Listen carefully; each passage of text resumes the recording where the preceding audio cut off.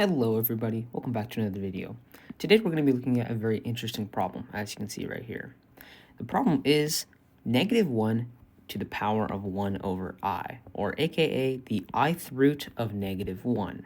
And we're going to uncover what this even means, if it has a meaning, and how we can even solve this.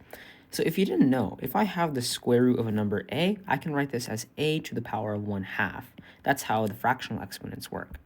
So likewise, I can rewrite this in the form of -1 to the power of 1 over I. Now usually when we're working with nth roots, let's explore what that means. When I have, let's say I have the cube root of the number 8, this returns us 2. What that means is if I do 2 times 2 times 2, 3 times, this returns me 8, hence that 3 coming in right here. So if we take this definition and we apply it to this problem, what happens? We're saying, let's say this outputs a number n. We're saying n times n times n, how many times? This many times? I times is equal to -1? Well, in this case, that doesn't quite work. We can't just take that definition, and because it doesn't even make sense if we multiply I times. We can't do that. So a better way to understand what we're trying to do here is this. In mathematics, when we have 2 to the power of 3, for example, we do 2 times 2 times 2. Simple like that, 3 times. But we all know that 2 to the power of 1/2, that's equal to the square root of 2. We don't say we're doing 2 times itself 1/2 times. We can't really say that because that doesn't make sense. So now that we understand better what we're even asking, let's see how we can solve this. We can't think of this in the traditional sense of multiplying itself I times. All right, so let's jump into the solution. First off, what we have to do is let's multiply the exponent by 1. Let's multiply by I over I. And what happens? Let's multiply the numerator by I and the denominator by I. So for the base, we get -1 to the power of, what's the numerator? 1 times I is just I. And then for the denominator, I times I, well, I is equal to the square root of -1. So I squared is just -1. So we have -1. So we can it turns out we can rewrite this as -1 to the power of -I. So where does this get us? Essentially, we're saying the ith root of -1 is just equal to -1 to the -I. Another way of rewriting it. But let's see if we can rewrite -1 in a different way. Using Euler's formula, he proved that e to the ix is equal to cosine of x plus I sine of x. And I can do a separate video trying to prove this. It's not too difficult. He uses, I can quickly show a little demo of how it works. But imagine this axis is the imaginary axis, and this is the real axis, and we have a circle.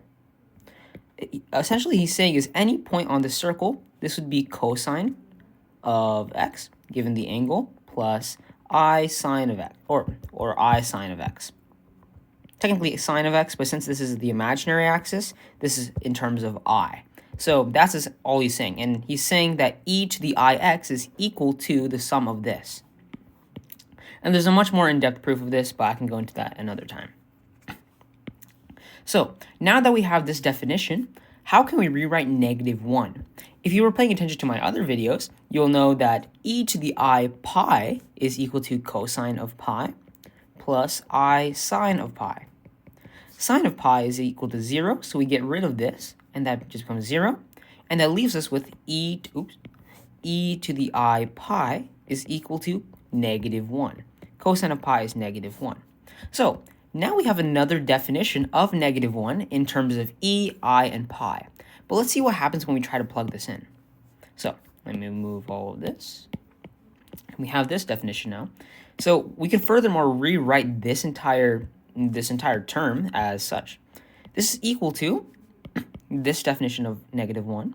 So e to the I pi to the -I. And what is -I? Let's look. -I, we said, was just I squared, an I over I squared. And we'll see what this definition even means. But here's why it's important. We can separate this into this. When we say -I, because exponents multiply, we can separate -I into I times -1. So it makes it a little bit clearer when we work things out, but what happens? This is a general rule for all exponents, but if I have a to the power of b to the power of c, I can write this as a to the bc because exponents multiply, or I can do a to the b all to the c. It'll yield the same result. So what does that mean for us? Right here, what we can do is we can write this as, we can multiply exponents. So this gives us e to the I squared pi to the -1. And remember, this is what we're saying is equal to the ith root of -1. Everything is equal here. So, furthermore, as we said earlier, I squared is just -1. So we can plug in I squared for -1 right here as well. This is indeed equal to e to the negative pi all to the -1. And also a rule for exponents is when we have a to the -1, this is just equal to 1 over a. So ladies and gentlemen, our answer then is 1 over e to the negative pi. And you can do stuff with this negative exponent even more. And it doesn't even look that nice, so here's what I'm going to do. Because I just noticed, because there's a negative symbol and a negative symbol, we can multiply these two together. So this gives us the answer of e to the pi. It's as simple as that. So that means the ith root of -1 is indeed equal to a real number, e to the pi. Let me quickly plug this into my calculator. I believe it was around 23, but I might be mistaken. The answer is 23.14069263288. It goes on and on and on. But yeah, that's pretty cool and handy. But are we done yet? I don't think we're done. Now, here's something very interesting about the square root. It turns out, when we have a square root like a number like this, it usually outputs a single number, and we can call that n. And then n times n is equal to a, by definition. But can we have a square root yield multiple answers? Not quite, because the definition of the square root is to return something that is greater than or equal to 0. It cannot return something that is negative. And it's a single number, usually. But in this special scenario, when we have the ith root of -1, this is one of the many square roots, or one of the few square roots, that yields multiple answers. And here's what I mean. Yes, we did find a valid solution for this, which is e to the pi, but this is not the only solution. If I go back to my graph of where I was showing the circle and e to the pi, using the definition of Euler's formula, e to the ix equals cosine of x plus I sine of x, and I gave the circle demonstration. Oops, that's not a circle. There we go. If I have a circle like this, there we go, and I have my axes, this is real, this is imaginary. If I'm saying that e to the ix is equal to the sum of cosine x plus I sine x, like here, it turns out this angle, which I'm saying is x, there are many ways that I can write this angle. These are called, when I have multiple names for the same angle, these are called coterminal angles. So, for example, this angle is also a valid way to get to this, to the same, it's also the same angle as that. So, here's what I mean. If you recall in geometry, if we have the angle, let's say this is 30 degrees for simplicity, 30 degrees. If I go around the entire circle, this gives us 360 degrees. So all I have to do is just go around, right here, 360 degrees, added to whatever angle I had. So that means another name for the angle is indeed this. Let me draw it out. This would be called 390 degrees. That's another name for the angle. And I can keep going. I can add another 360, and that'll give me a different answer, like 600 and, sorry, my math is not mathing. 760. 750, what am I saying? 750 degrees. And I can keep going, 360, 360, 360, 360. I can do this infinitely many times. But also, likewise, I can go the other direction as well. Instead of going like this, I can go like this.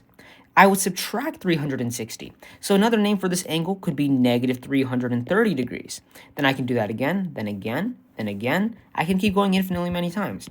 So that means, to our answer here, because we're saying e to the ix has equals a certain number, has multiple solutions, because x can simply just keep looping and looping and looping and looping and looping and looping infinitely many times in either direction, how do we describe this?